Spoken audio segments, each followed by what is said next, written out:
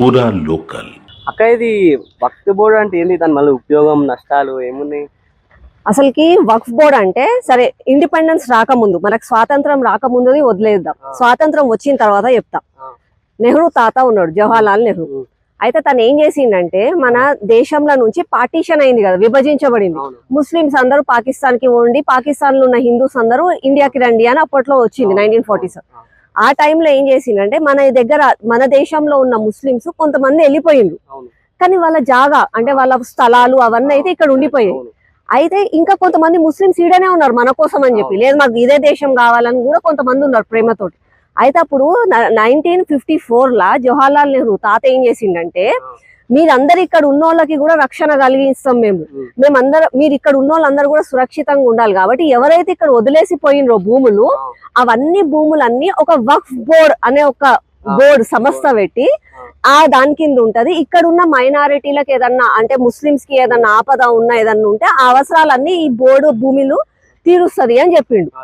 అయితే ఈ నెహ్రూ తాత పెట్టిన తర్వాత మళ్ళా కాంగ్రెస్ హయాంలో 1995 పివి నరసింహారావు గారు వచ్చిండు ప్రధానమంత్రి. ఆయన ఏం చేసిండు, ఇప్పుడున్న భూములే గాక ఫర్ ఎగ్జాంపుల్ తమ్ముడు ఉన్నాడు వచ్చి, ఈ భూమి నాది, ఇది వక్ఫ్ బోర్డ్ కి చెందిన భూమి, మా తాత ఈడ గుర్రాలు కట్టేసిండు, మా తాత ఈడ కావలా ఉంటుండే కాబట్టి ఇది మాదే, అంటే మా వాళ్ళదే ఇది, వాళ్ళు ఇప్పుడు పాకిస్తాన్ లో ఉన్నారని చెప్తే ఇక ఆ భూమి వక్ఫ్ బోర్డ్ కు చెందింది అనమాట.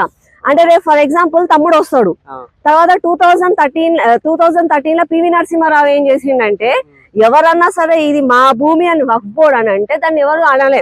తమ్ముడు వస్తాడు, తమ్ముడు వచ్చి రేపు ఈ భూమి ఉంది కదా మన గ్రౌండ్, మీరు రోజు క్రికెట్ ఆడుతున్నారు ఇక్కడ, ఈ గ్రౌండ్ భూమి వచ్చి ఇది వక్ఫ్ బోర్డ్ కి చెందినది, మా తాత ముత్తాతలు మాకు ఇచ్చిండ్రు అని అంటాడు. నువ్వు పోయి నీకు ఎట్లా వచ్చింది ఈ భూమి అని అడగలేవు, నీకు ఈ భూమి ఎవరు ఇచ్చిందని అడగలేవు, ఈ భూమి ఎవరిది అని అంటే నీదని నువ్వు చెప్తావు, నువ్వు కనీసం కోర్టుకి పోయి కూడా క్వశ్చన్ చేయలేవు. అట్లాంటి లా ఉంది.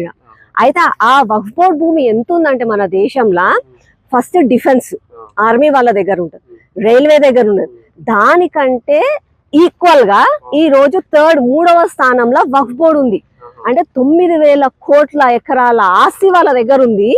మళ్ళీ అట్లాంటప్పుడు ముస్లిమ్స్ ఎందుకు ఇంకా పేదవాళ్ళు ఉన్నారు? మీరు ఒక్కసారి గమనించండి, ఓల్డ్ సిటీ సైడో పాడిషరీ సైడో పోతే మెకానిక్లు వాళ్ళే, పండ్ల బండ్లలో వాళ్ళే, కూరగాయల బండ్లలో వాళ్ళే, అంటే పాపం వాళ్ళేమో లేబర్ లాగా బతుకుతున్నారు. ఒక్కొక్కరి ఇంట్లోనేమో 8 మంది పిల్లలు 9 మంది పిల్లలు ఉంటారు, వాళ్ళకి సొంతం ఇండ్లు లేవు, మురికిలు ఉన్నారు వాళ్ళు. మళ్ళా కానీ అయినా కూడా నీ దగ్గర ఇన్ని వేల కోట్ల ఆస్తి ఎందుకు ఉంది ఇన్ని సంవత్సరాల నుంచి, నువ్వేం చేస్తున్నావు? అందుకని చెప్పి నరేంద్ర మోదీ గారు ఏం చేసిండంటే దాన్ని రిఫార్మ్ చేసిండు ఆ బిల్లుని. ఇప్పుడు నేను మిమ్మల్ని అడుగుతున్నా, ఇప్పుడు దిలీప్ మన దగ్గర ముజ్జు ఆడతాడు రోజు గ్రౌండ్ లో, వక్ఫ్ బోర్డ్ అన్ని ఎకరాల భూమి ఉంటే ఒక స్టేడియం కట్టి అట్లాంటి టాలెంట్ ఉన్న వాళ్ళని ఇంటర్నేషనల్ ప్లేయర్ ఎందుకు చేస్తలేరు? మళ్ళీ అట్లనే ఇప్పుడు మన దగ్గర కొంతమంది ఉంటారు, శంకర్ నగర్ లో సోహెల్ ఉన్నాడు, తండ్రి లేడు, అతనికి 3 పిల్లలే, వాళ్ళు అమ్మ ఒక్కతే పాపం ఇంట్లో పని చేస్తుంది, గవర్నమెంట్ ఇచ్చే పెన్షన్. మళ్ళీ అట్లాంటి వాళ్ళకి హాస్టల్ కాలేజీలు కట్టొచ్చు కదా, ఆ భూములల్లో కట్టరు. కనీసము డబుల్ బెడ్రూమ్ ఇల్లు కట్టి లేని వాళ్ళకి డబుల్ బెడ్రూమ్ ఇల్లు ఇయ్యరు. అంటే ఓల్డ్ సిటీలల్లో అండ్లనేమో ముస్లిం సోదరులేమో మురికిలో బతుకుతారు, మోరీల దగ్గరనే ఉంటారు. అదే ఎంఐఎం లీడర్లు వాళ్ళేమో ప్యాలెస్లల్లో, ఎప్పుడన్నా నువ్వు ఓఎసి వాళ్ళ ఇల్లు చూసినావా, పెద్ద గుట్ట మీద రాజకోట లాగా ఉంటది.